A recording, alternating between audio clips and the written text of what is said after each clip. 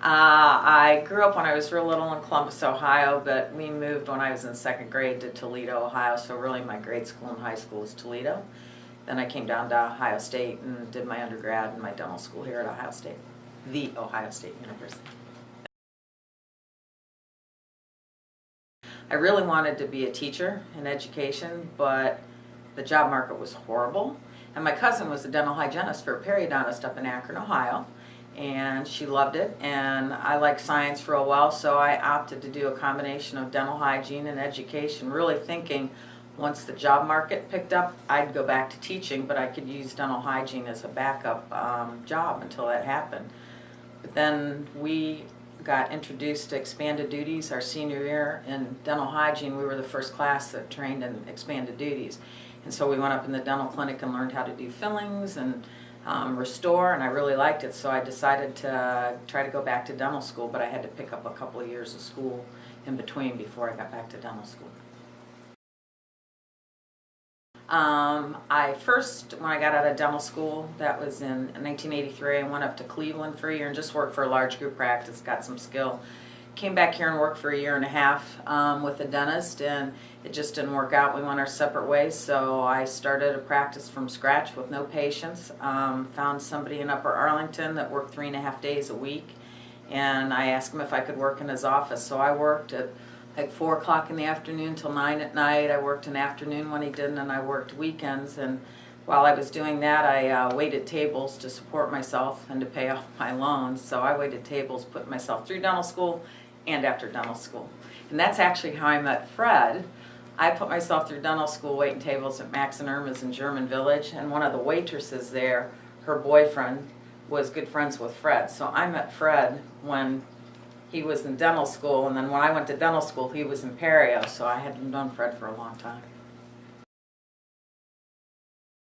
I think the biggest thing is my team. They've been with me long term.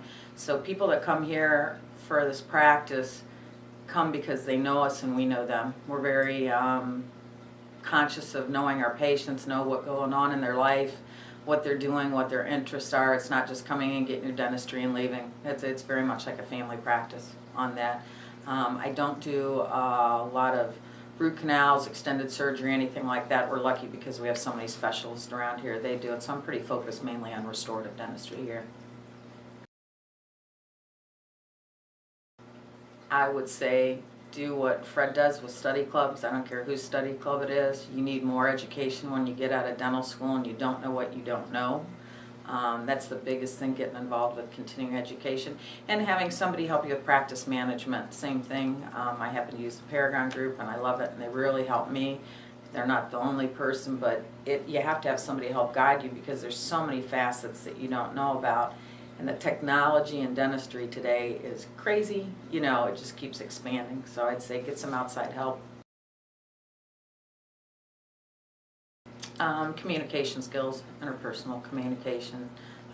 Love my patients, treat them well, treat them like I'd want to be treated when I went somewhere. Because it's interesting when you go into other medical offices or in the medical community and you see they're just so robotic and they don't care. They just say, you're coming at this time, you're coming at that. They have no concern about what's going on in your life or what you're feeling. So it's interesting to compare, and I think that's the big difference with all of us that are doing that, because we care about people and what they're doing.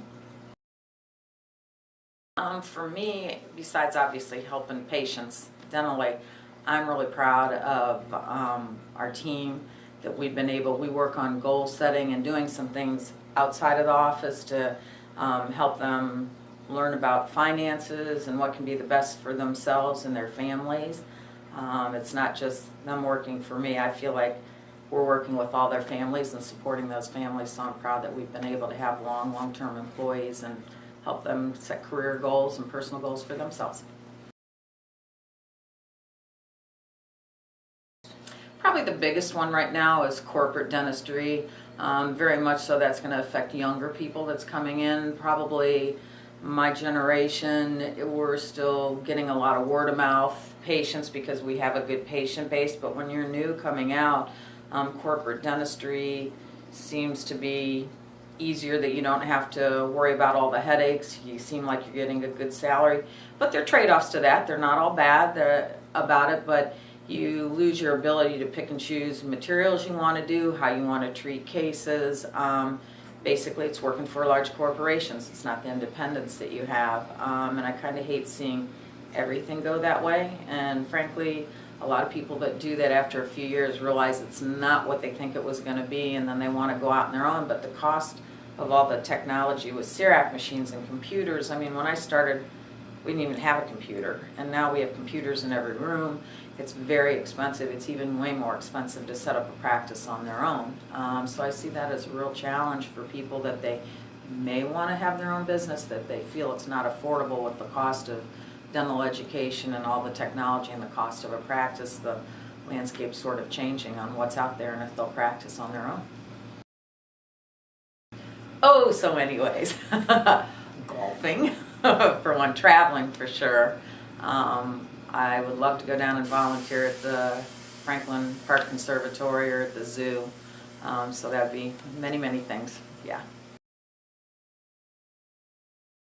Very involved watching sports, going to sports at Ohio State, obviously football, basketball. I go to all the gymnastics. I was a gymnast when I was at Ohio State, so I follow them closely. Obviously like to garden, love art, so I spend time down at the art museum and collect blown glass. You know, probably the biggest, I think it's the coolest thing, and it's the biggest surprise. I never envisioned ever computers having anything to do with dentistry, the way not only from making CIRAC and actually physically, but the way the practice management, that just wasn't around. It wasn't even a thought, and it's amazing how that's grown. Hate snakes. Travel. Je parle un peu français. Oh, very nice. That's my one line. And je m'appelle Betty. That's my nickname. Hairdresser. Can't stand touching dirty hair. Gross. Kindness. So far, Italy. Where Loved in it. Italy? You know what? We were just at Florence last year in the fall, and I really, really like Florence and the Tuscany area. Beautiful. If I had even like another, I'd love to own a floral shop and do something with flowers. Cat. I'd come back as my cat. Yes, a cat. She worked hard and she cared about people.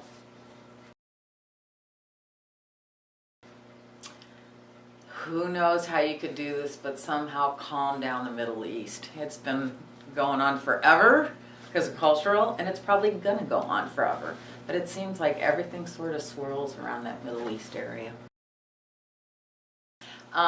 For sure, I want to go to Australia. Haven't been, and that's a long trip, so you'd have to take some extra time off of that for sure. And probably I would really like someday to travel to Russia too. Tiger Woods. Chrissy Everett. I'm old, sorry. Probably out of Africa with Meryl Streep, Robert Redford. Fleetwood Mac, Dreams. I just read one that I really like called Nightingale, and I really was impacted by it. My favorite color is purple. The one I drive, a Honda 4-door Accord. Water. Rare. Upper left. Lower right. My favorite comedian is Ellen DeGeneres because she just cracks me up. That she's so funny, but she's not dirty about it. And not that I'm not opposed to that because I love Kathy Griffin too, but Ellen DeGeneres cracks me up. But real people, Fred Sakamoto, that's my real person that makes me crack up.